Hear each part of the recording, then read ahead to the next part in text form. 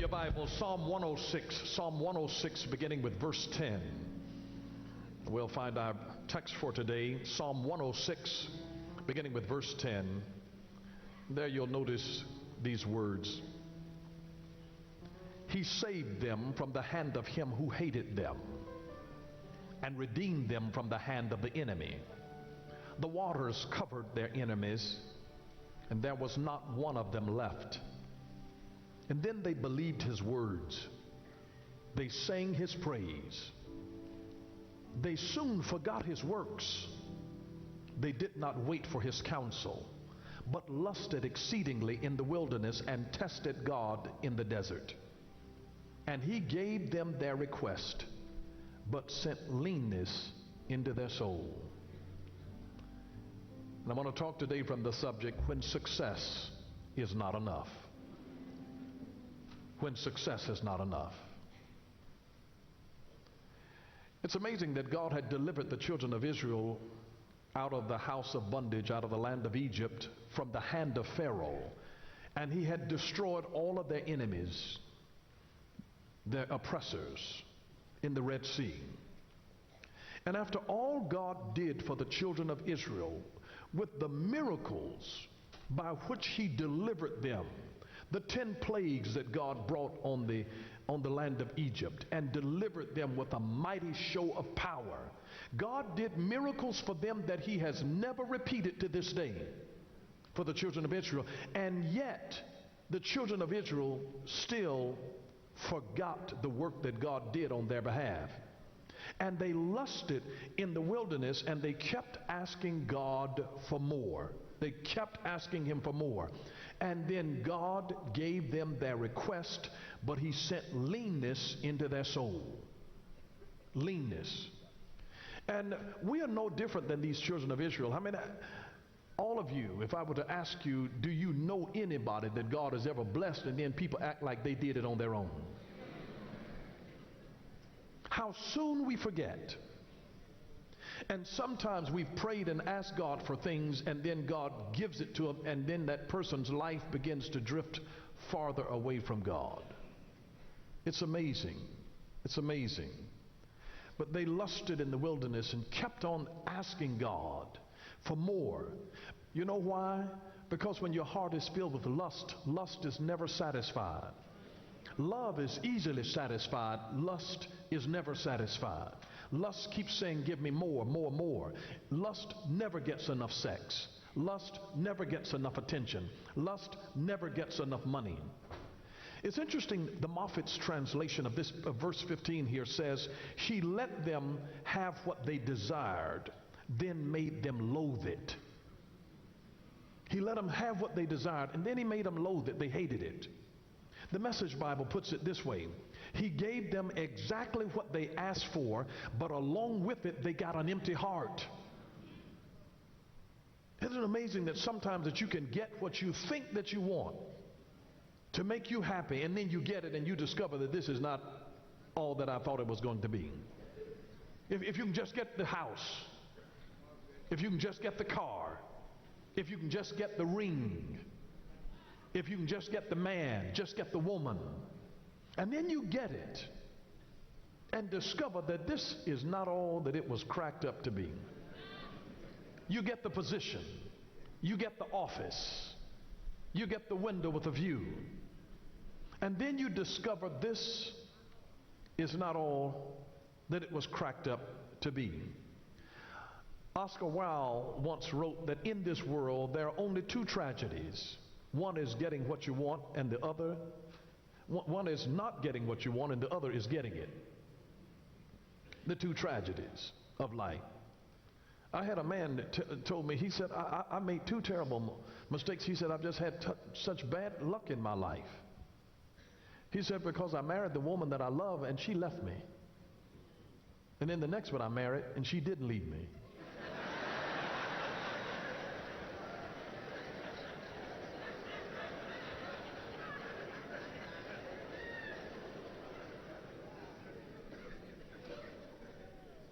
But isn't it interesting here? I think that when Oscar Wilde was mentioning that one is not getting what you want and the other is getting it. He was trying to warn us that sometimes no matter how hard we work at being happy or being successful, that success won't satisfy us and happiness will seem to elude us. It's amazing. There's a story of a young man that who left home to find his fame and fortune in Hollywood. He had 3 dreams. Number 1 was to see his name in the big lights. Number 2 was to own a Rolls Royce. And number 3 was to marry a beauty contest winner. By the time he was 30 years old, he had done all 3. And he was deeply depressed. You know why? Because at 30, he had run out of goals. He'd accomplished everything that he wanted. And now what now? What next? He got what he wanted, but he had leanness of soul. So, what do you do when success is not enough?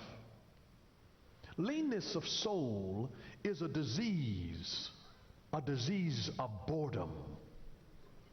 Leanness of soul, it is a disease of meaninglessness that comes into your life. Leanness of soul is a disease of a sense of futility. And leanness of soul is a disease of purposelessness. What good does it do to gain the whole world and then lose your soul? It's vanity. It is vanity. So when a person has leanness of soul, he discovers that hell is not other people. Hell is having worked so hard for success that it has corroded all of your relationships with others, so that you have learned to see people only in terms of what they can do for you. Hell is working desperately, feverishly in your life, trying to climb the ladder of success, only to discover that when you get to the top of it, the ladder was leaning against the wrong building.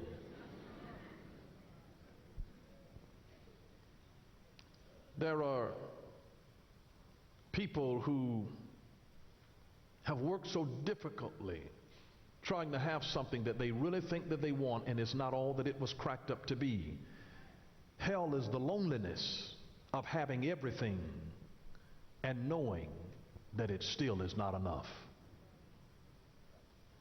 There are people who have money and power that know something that you and I don't know, and that you might even find hard to believe if they were to tell us. But what they know is that money and power do not satisfy that unnameable hunger in the human soul. I don't care how much money you have and how much power you have, it never satisfies that unnameable hunger in the human soul. Now you should understand why being rich is not determined by how much you have, but by how little you need. We don't always understand what's happening when we lose things. But sometimes in life, and I pray that you hear me, sometimes in life, we have to become less in order to become more. We become a whole person, not on the basis of what we accumulate, but we become whole oftentimes by what we get rid of. Oftentimes there is some toxicity that is in your life. When you get rid of the stuff that has poisoned your system, wholeness follows.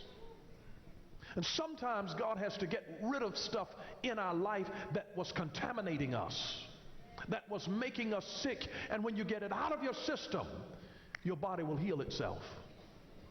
So sometimes becoming whole is not about what you add to you, it's about what you get rid of. And you don't understand what God is pulling out of you. You don't really realize how little you actually need. We don't appreciate what we receive. We appreciate what we share. Let me say that again. We don't appreciate what we receive. We appreciate what we share. If you appreciate good news, you will share it. You know, whatever you really appreciate in your own life, you share it with other people. If you appreciate knowledge, you share your knowledge. If you appreciate wisdom, you share wisdom. If you appreciate health, you try to share your health with others. Whatever you really appreciate, you will share. I didn't just receive Jesus and appreciate him. I share him because I do appreciate him so much. Whatever you appreciate, you will share. If you give somebody something and they never share it with anybody, they didn't appreciate it. Somebody gives you, I don't care if they give you a new hat, if you never wear the hat and share the hat with other people, they didn't appreciate it. Whatever you appreciate, you share. If you appreciate Jesus, you share Jesus. You don't just hold it selfishly to yourself. What you appreciate, you share with others, and it becomes even greater. And when you really discover it, our souls are not hungry for fame and comfort and wealth or power. Those rewards create almost as many problems as they solve. You think that people with money don't have problems? Think again. That's why we have reality TV. So money doesn't solve your problems. Being in positions of power, you'd be surprised. Our souls are hungry for meaning and purpose. Our souls are hungry for meaning and purpose. You got to have meaning to your life. You have to have purpose to your life. There is a longing in the soul to give away what God put in you for others. And if you are not functioning in that giving and serving capacity, you are frustrating the gift of God in your life. The pursuit of happiness is the wrong goal. The pursuit of happiness is the wrong goal, and I know that might come as a shock to you. But you don't become happy by pursuing happiness. You don't become happy by pursuing happiness. You become happy by living a life that means something to somebody else. You become happy by living a life that's meaningful to somebody else. The happiest people that you know are probably not the richest, and they're not the most famous, or even the ones that work the hardest at trying to be happy. The happiest people that you know are the ones who work hard at being kind, being patient, those who are helpful, those who are serving, those who are encouraging, those who are reliable. And you know what? Happiness has a way of sneaking into their lives while they are busy encouraging others, serving others, being kind to others, being patient with others. They're the happiest people on the planet. The givers. The fat grandmamas that cook and serve you and say, "Go on and eat, babe. I like to see you eat. I like to see that baby eat." They're the happiest ones. Now the little skinny ones who can't enjoy a slice of pie, banana pudding and red velvet cake and peach cobbler. My grandmother was a big woman, but honey, she could throw down in the kitchen. A happy soul. But I want to say this to you. Happiness is a byproduct of purpose. It is a byproduct of purpose. When you pursue happiness, it's like chasing a butterfly. And the moment that you go after him, it moves to another place. And then it moves to another place. So when you're going out trying to pursue it, it keeps eluding you. Have you ever tried to catch an insect, something that you thought was beautiful and you were not afraid to try to catch it, and you try to catch it and it keeps eluding you? But what happens when you try to pursue happiness, the more you pursue it, the more it flees from you. But the more that you busy yourself in your God calling, in your purpose, serving others, loving others, praying for others, being a blessing to others, the very butterfly that you wanted to try to catch comes and lights on your shoulder. And you discover that this thing has actually found me. And you get blessed with happiness by making other people happy. Happiness is not based on what you do for yourself. It is when you can see the smiles that you can bring to somebody else's face that, you know what, when my babies are happy, I'm happy. I just love to see my children. And see, whenever you can see your children happy and blessed, it blesses you. When I never understood it when years ago I would see old folks just sitting down in a chair watching young children out playing, watching young folks out on a dance floor. And they didn't have the energy to get out there and dance, but they were blessed just watching the babies with the energy. And see, the things that bless us the most is the joy that we bring to others. And the folks who are really out here trying to get all of this stuff, trying to be happy themselves, find it eluding them. But if you really want it, busy yourself with trying to be a blessing in the life of someone else.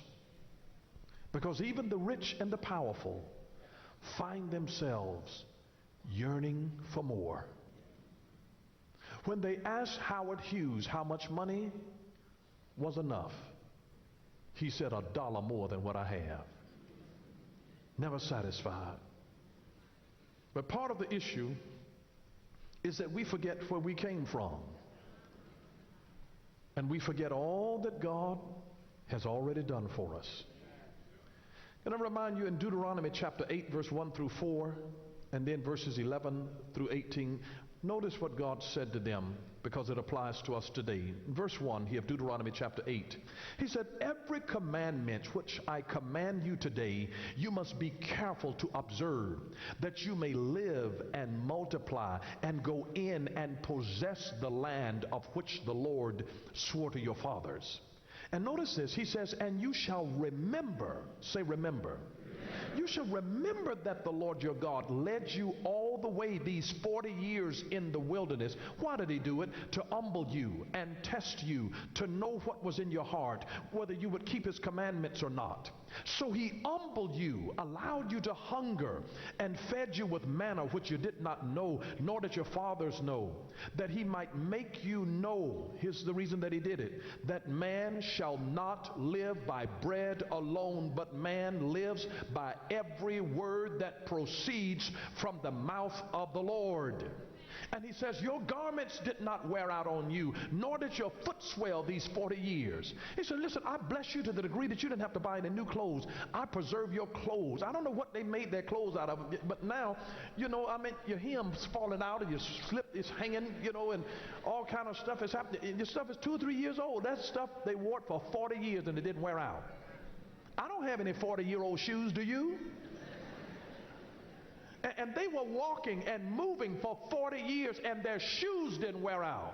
Talking about God being good when you don't have money to go shopping and buy any more, and God preserved the little bit that you do have. Anybody know what I'm talking about, where he has preserved something?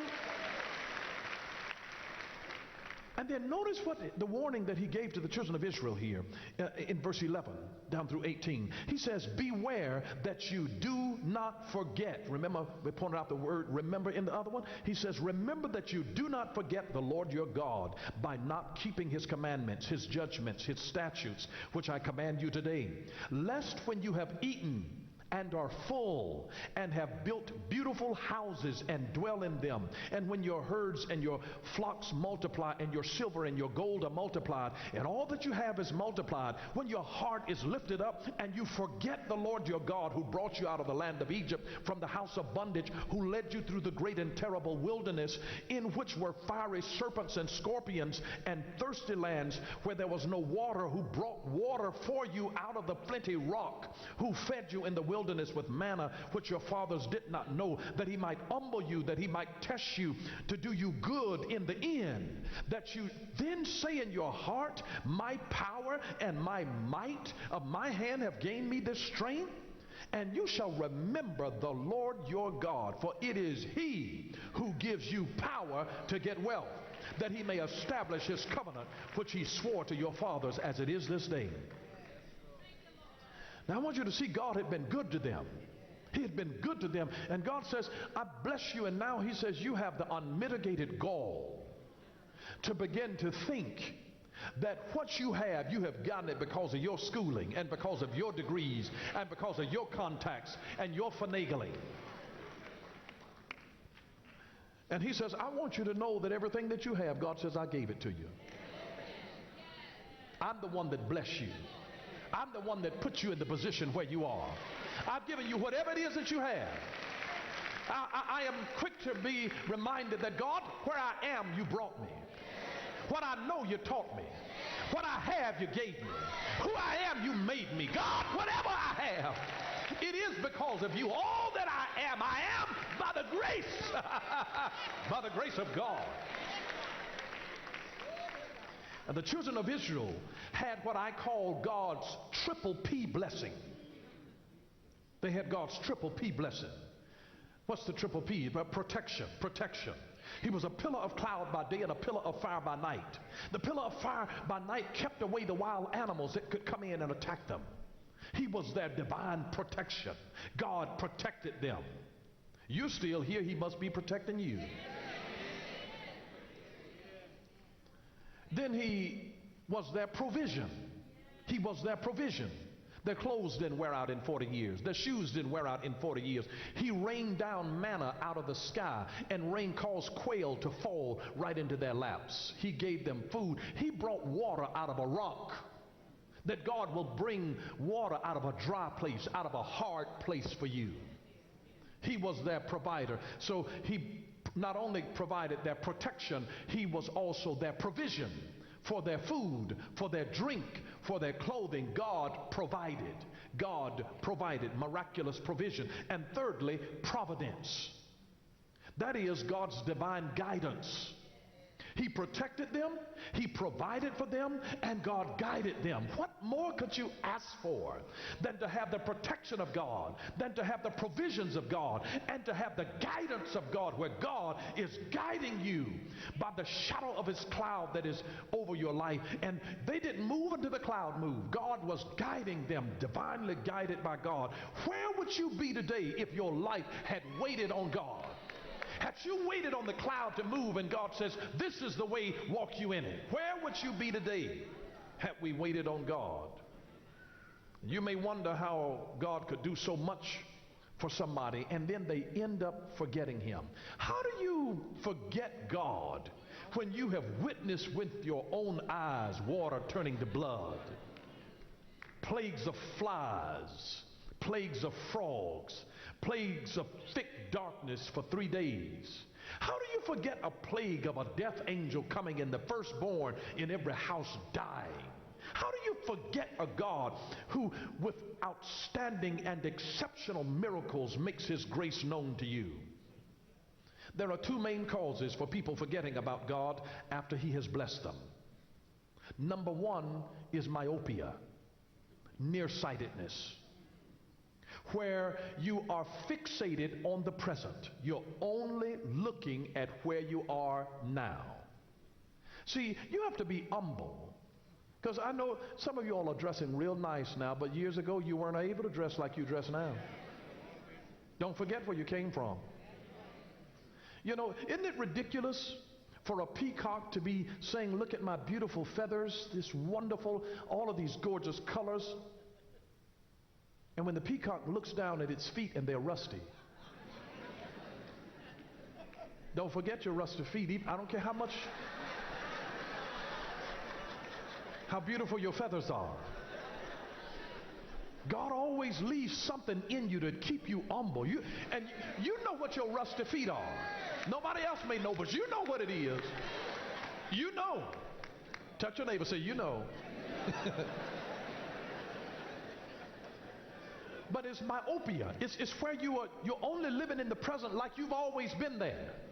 Like you could always live at the level where you are now. That was a time where you had to look in your wallet to see what you could afford to eat that day. And you had to stand around, because if somebody else didn't invite you out and indicate that they were going to pay, you couldn't afford the luxury of eating out. You had to just, go on home and do what.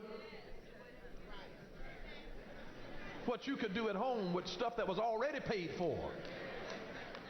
So if you develop myopia where you can only see stuff that's close up to you and you can't see stuff far off at all, it's a myopic view that causes us to forget God, where we are fixated on the present.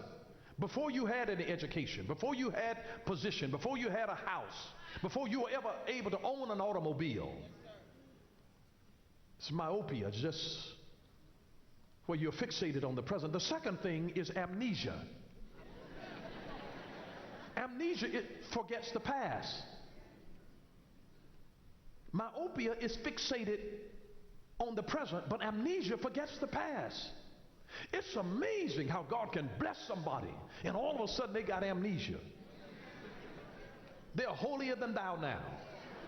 They don't remember when they were in the world. And Paul looked at them and he started naming out these fornicators, adulterers, and sissies and all kind of stuff. He said, listen, and such were some of you. Oh, he went down the list. He's alcoholics. He went down gossips. Paul went in.